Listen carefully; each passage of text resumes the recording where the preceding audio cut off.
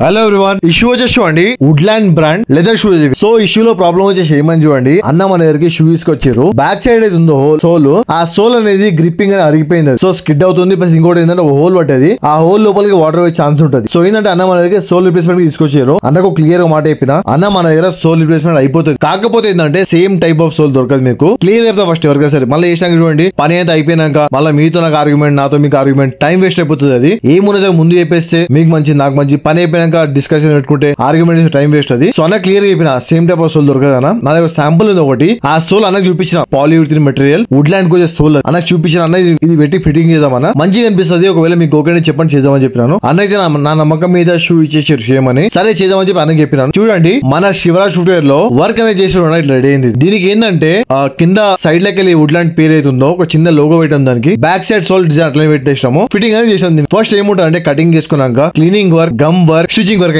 అయినాక నా సైడ్ నుంచి అన్న క్లీనింగ్ అనేది కాంప్లిమెంటరీ ఇచ్చినాను. ఒకవేళ మీకు కూడా పని నచ్చినట్టయితే లైక్, షేర్ అండ్ సబ్స్క్రైబ్ చేసుకోండి. వీళ్ళని కొద్దిగా షేర్ చేయండి. Thank you.